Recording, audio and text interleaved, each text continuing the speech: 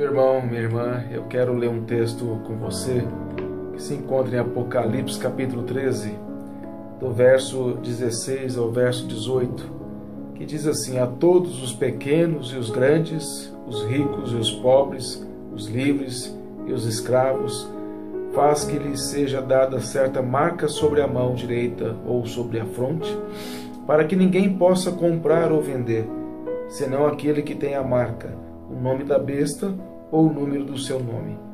Aqui está a sabedoria. Aquele que tem entendimento, calcule o número da besta, pois é número de homem. Ora, esse número é 666. Recentemente, a presidenta Dilma disse que será criado um chip que será implantado no futuro nas pessoas para que possa conter nele todas as informações de documentos. Isso tem causado muito espanto, medo em muitos evangélicos que pensam que esse chip possa ser a marca da besta. E por causa disso, muitos vídeos têm sido colocados e muitas coisas têm sido ditas de forma assim, muito irresponsável acerca deste assunto.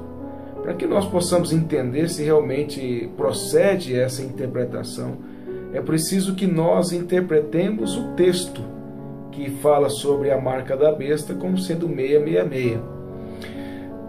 Eu vou dar aqui algumas diretrizes gerais sobre o livro de Apocalipse, sem me demorar muito por causa do tempo. A proposta é uma meditação rápida, mas eu gostaria primeiramente de tirar da sua mente, caso tenha, aquela ideia de que o livro de Apocalipse é um livro para nos causar medo, para nos causar terror. Eu já tive isso no meu coração no início da minha fé cristã. Mas o livro de Apocalipse, como o próprio João diz no começo, no capítulo 1, verso 3, ele diz assim: bem-aventurado aqueles que leem e aqueles que ouvem as palavras da profecia e guardam as coisas nelas escritas, pois o tempo está próximo. João diz que são felizes aqueles que leem esse livro, que ouvem essas palavras e guardam. Portanto, João não escreveu esse livro, não foi inspirado por Deus para escrevê-lo para nos causar medo, mas para nos trazer alegria, nos trazer paz e segurança. Que alegria e que paz?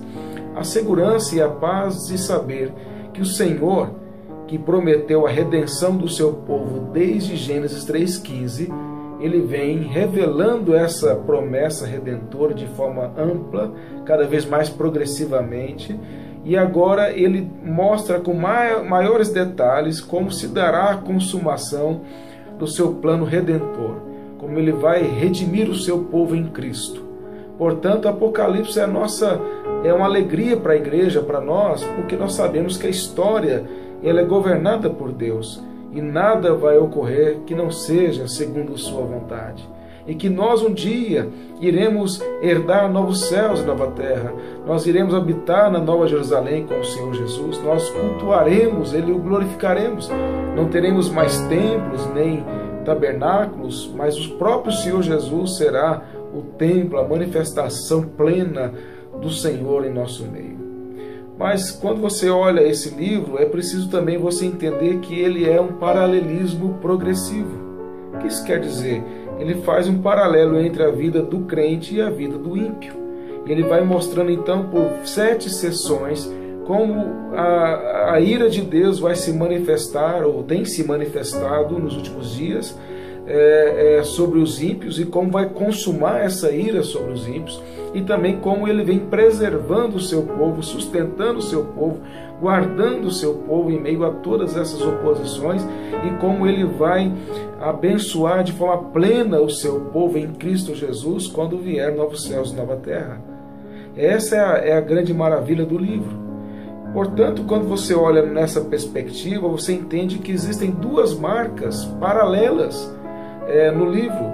Existe a marca do crente, que está lá em Apocalipse capítulo 7, verso 2 até o verso 3, que fala: não danifiqueis nem a terra, nem o mar, nem as árvores, até selarmos na fronte os servos do nosso Deus. Um anjo então fala para outros anjos que não danificassem a terra, não fossem instrumentos de Deus de ira sobre a terra, até que os crentes fossem selados na fronte.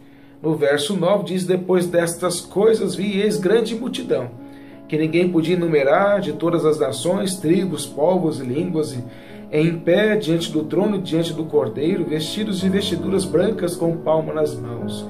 Aí João então contempla aqui a consumação de todas as coisas, o plano redentor de Deus, e vê todos esses que foram selados na fronte, todos esses que foram selados em todas as épocas da história do poder, desde o Antigo Testamento, desde a queda, desde Abel, conforme Hebreus 11.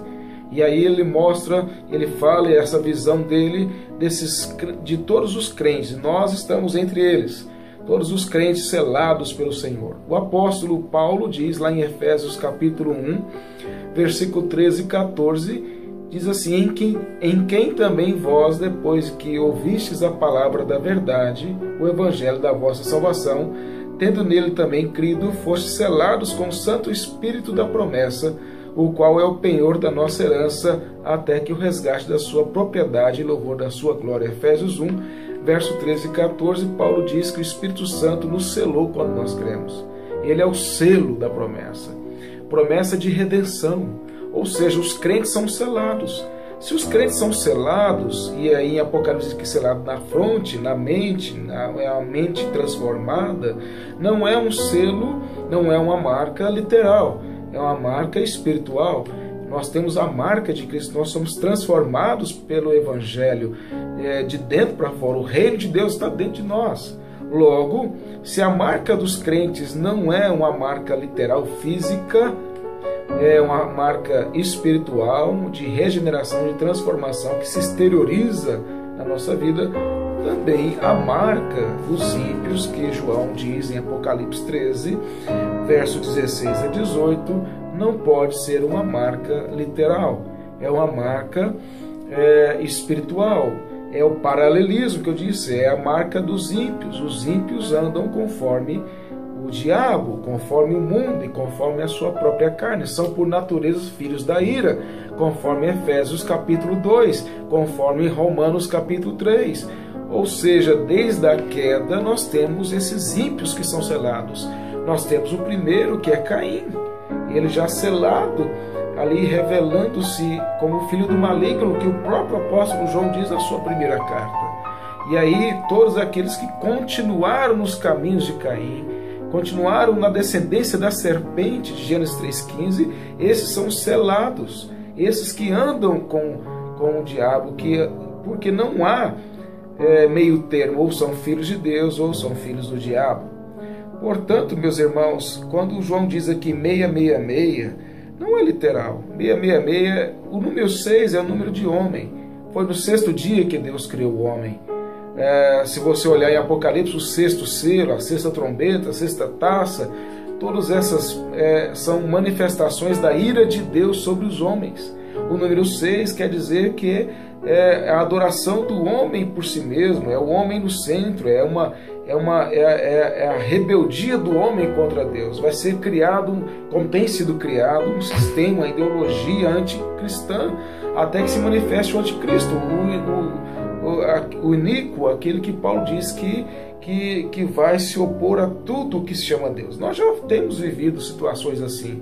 Por exemplo, se você morasse na Coreia do Norte, você sofreria perseguições por não adorar o presidente da Coreia do Norte, ou nos países islâmicos, onde os crentes são perseguidos por não adorar Maomé, não adorar Alá, e assim por diante. Isso vai se globalizar, isso vai aumentar, mas o fato é que em toda a história da igreja, os crentes foram perseguidos por não se dobrarem aos deuses pagãos, ou não se dobrar à adoração ao imperador romano, como na época do apóstolo João. E se você ler as cartas às igrejas da Ásia, aqui no início do livro, você vai ver que muitos irmãos tinham prejuízos, deixavam de ganhar dinheiro, e por causa que não se dobravam ao paganismo, não adoravam o imperador.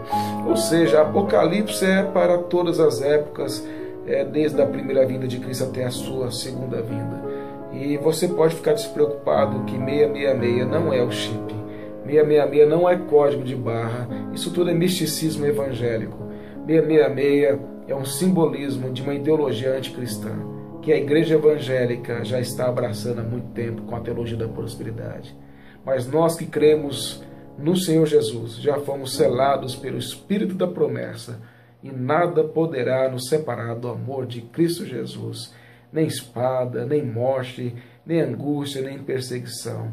Nós sabemos em quem temos crido e sabemos que Ele é poderoso para guardar o nosso depósito até aquele dia. Que Deus te abençoe, te fortaleça e que você descanse no Senhor. Ele governa a história e nós um dia veremos novos céus e nova terra e habitaremos na terra onde terá plenamente a justiça de Cristo Jesus. Amém.